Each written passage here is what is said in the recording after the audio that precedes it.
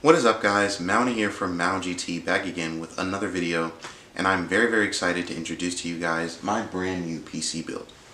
This is a build that I've been planning probably since the beginning of this year, and I'm very excited to finally be able to share it with you guys.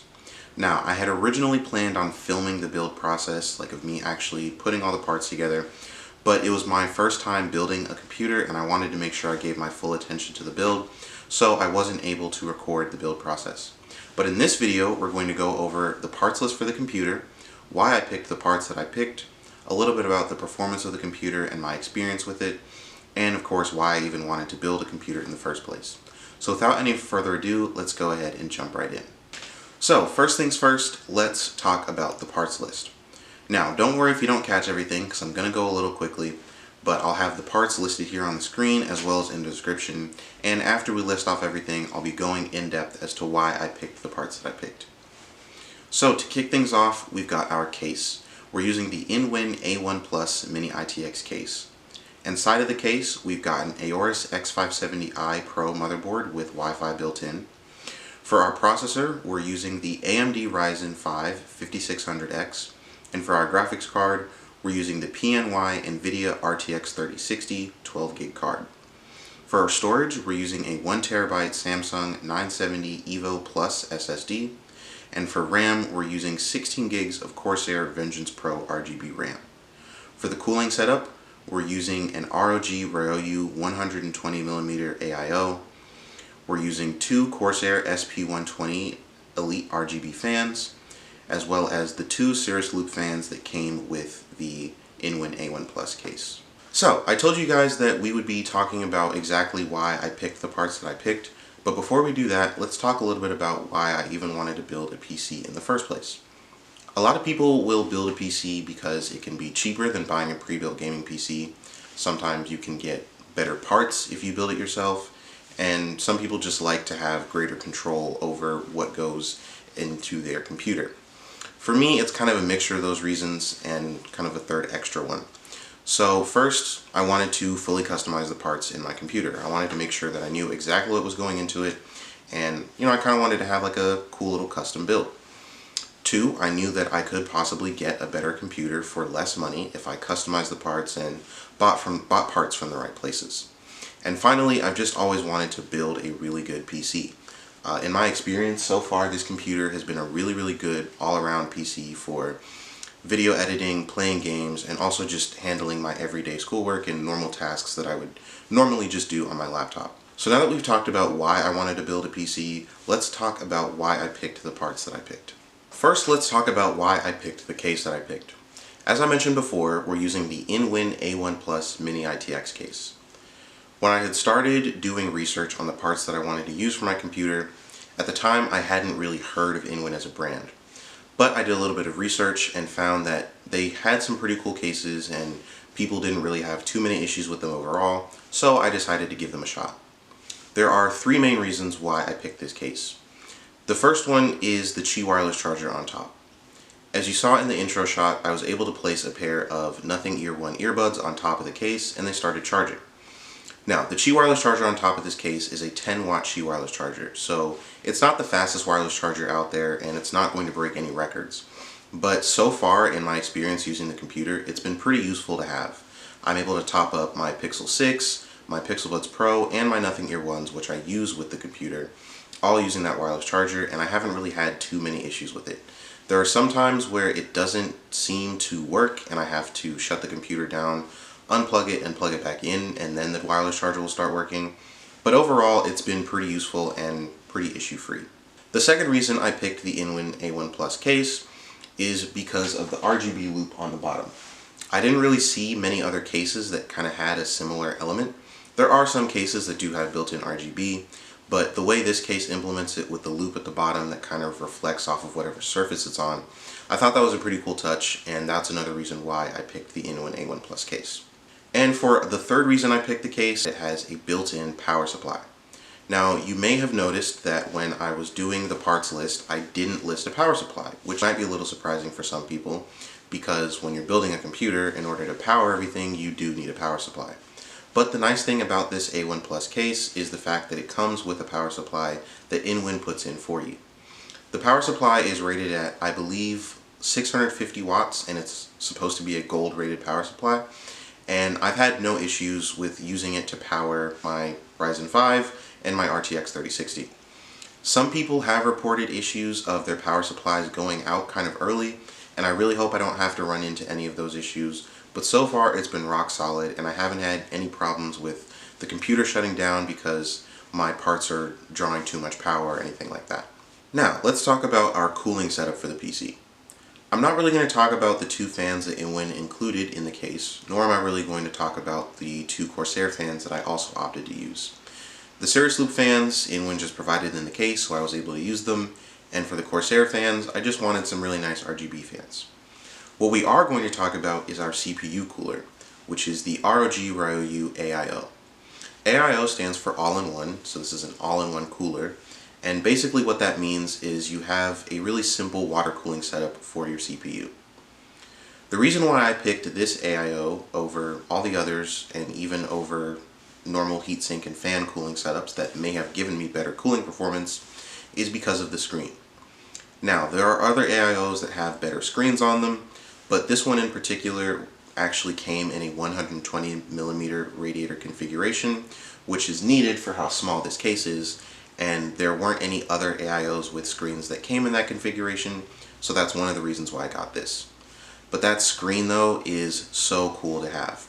I was able to put a portrait that a friend did for me, and I'll put her Instagram down here so you guys can check her out if you ever need any custom art. But yeah, I was able to put a picture up there that I wanted, and even if I wanted to put something else up there like text or an animation, you can control all of that with the software that runs that display. So really, the main reason I picked it was for the display. It doesn't have like exceptional cooling performance, it's just good enough. I could have gotten better cooling with a more traditional cooling setup, but I really wanted that display, and so I went for it. Let's talk performance parts. If you don't remember, we're using an AMD Ryzen 5 5600X for our CPU. For our GPU, we're using the NVIDIA RTX 3060, the 12 gig model. And for RAM, we're running 16 gigs of Corsair Vengeance Pro RGB RAM. As for why I picked the RAM, I wanted 16 gigs because I knew it was a good number to start with. If I ever want to upgrade, I can do more. But 16 gigs is good enough for running all the games I want to play. It's good enough for browsing in Chrome and keeping a good amount of tabs open. And it's perfectly fine for video editing. And it should also be just enough for me to do my schoolwork, type up Word documents, write programs, all that good stuff. Now, I'm no processor expert, so when I was picking the chip for my PC, I wanted to do a little bit of research first. And I ended up going with the Ryzen 5 5600X because based on the research that I did and the information that I found, it seemed to be one of the best bang for your buck chips, really good for performance and just all around capability. And so far, I've been really happy with my choice. And finally, with the RTX 3060, I picked it because I wanted a really good card that could do 1080p and a little bit of 1440p gaming if I wanted, and a card that could also be used for video editing, which I plan to do a lot of with this computer. Another reason I picked the RTX 3060 was because of price. I knew I didn't want to spend too much money on a graphics card, but I still wanted really good performance, and the RTX 3060 fit that bill. I was actually considering going Team Red and getting an AMD Radeon graphics card, but I know that the RTX series is much better with ray tracing, so that's why I picked the 3060 over something like a 6600 XT. The last two parts that we're going to talk about, I didn't really have strong reasons for picking, and one of them I actually kind of regret picking. So first let's talk about our motherboard. As I mentioned before, we're using an AORUS X570i Pro motherboard. It's a Mini-ITX motherboard, which was a requirement since I was building in a Mini-ITX case. And there weren't really too many ITX motherboards to pick from, and this one seemed to have a good amount of I/O and enough headers on the board that I could make use of, so that's why I picked it. For our SSD, I picked the 1TB Samsung 970 EVO Plus SSD. This is the part that I regret picking. Now, in terms of storage space, I really just wanted a terabyte minimum and not have to spend too much money to get it. And I didn't have to spend too much money on the SSD, it was a fair price. But it wasn't until I was about to start building everything that I realized it was PCIe Gen 3. I have a processor and a motherboard that both support PCIe Gen 4, and I could have gotten higher SSD speeds, and unfortunately I fumbled the bag a little bit there. I should have been paying more attention to the spec on the SSD. But overall, I'm not upset about my choice. It's a great SSD, and I haven't really had any speed problems with it anyways, so all in all, it wasn't too big of a flop. Alright, so we've talked about the parts that are in my computer, we've talked about why I picked them, and we've also talked about why I even wanted to build a computer in the first place, which means it's finally time to talk about how the computer actually performs. The easiest way for me to explain to you guys how this computer performs is by talking about gaming performance. I would compare it to my laptop, but the fact of the matter is my laptop and my PC are on two completely different levels. My laptop is simply incapable of doing some of the things that this computer can do, like running games flawlessly at really high settings, and even just editing and exporting videos. So I'm going to be explaining the performance of this computer with gaming performance because it's the easiest way for most people to understand how a computer performs. The 4 games we're going to be talking about are Need for Speed Unbound, American Truck Simulator, Fortnite, and Assetto Corsa. Those 4 games are the games that I play the most on this computer, and the games that I have the most experience with when it comes to this computer's performance. Before we get into how those games actually run on this computer, we're first going to talk about temperatures. Temperatures are really important when it comes to a PC because you want to make sure that your cooling solution is effective at keeping your computer cool under load. With our Ryzen 5 5600X, at idle we're looking at around 50 degrees Celsius. Now with other people running the 5600X, I've noticed their idle temperatures are a little bit lower, ranging anywhere from 42 to 45 degrees Celsius. But considering I'm not using a top-of-the-line cooler, I think 50 degrees Celsius at idle is pretty good. For our GPU, we're looking at around 30 to 34 degrees Celsius at idle, which again is perfectly fine. It's not record-breaking, but it's just fine. Under load, our Ryzen 5 5600X hits around 72 to 74 degrees Celsius, and the game that's pushed the processor to that temperature is Need for Speed Unbound. For our GPU under load, we're looking at around 63 to 64 degrees Celsius, again being pushed there by Need for Speed Unbound. Now that we've got temperatures out of the way, it's time to talk about frame rates and how the 4 games I talked about actually run on my computer. First up, Need for Speed Unbound. So Need for Speed Unbound is the newest game that I've ran on this computer, and my computer is capable of running the game at Ultra, so that is the highest setting that Need for Speed Unbound offers. At Ultra settings, Need for Speed Unbound runs at around 90 to 100 frames per second on my computer. Next up, we have American Truck Simulator. This is a game that looks amazing on this computer and just absolutely beautiful in general. American Truck Simulator, running at high settings, hovers at around 110 to 120 frames per second, and I've even noticed it peaking around 130 frames per second. Fortnite is a game that kind of breaks my heart a little bit when it comes to its performance, but it's really not that bad. Before the latest update, I was able to hit around 120 to 130 frames per second, but with the latest Fortnite update, they added ray tracing, and I'm a sucker for pretty looking games, so I had to enable ray tracing. So with ray tracing turned on, Fortnite now runs mostly high settings at around 100 to 110 frames per second, dipping to the mid to high 90s when there's a lot of things happening on screen or when I'm in a big fight. And again, that's high settings, ray tracing turned on. And finally, Assetto Corsa.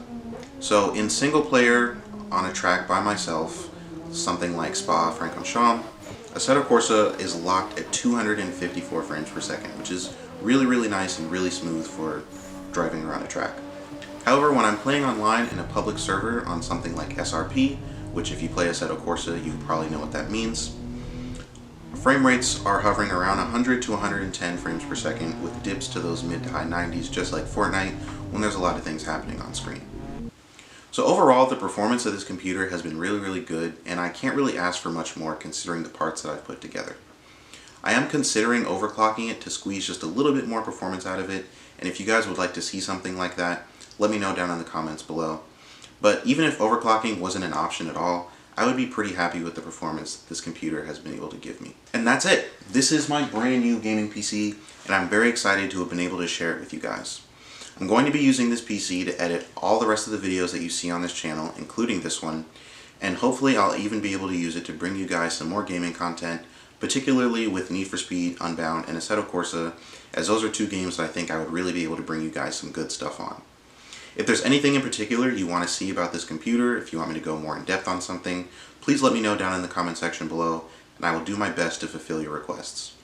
Other than that, I hope you guys have enjoyed this video, and I will see you guys in the next one.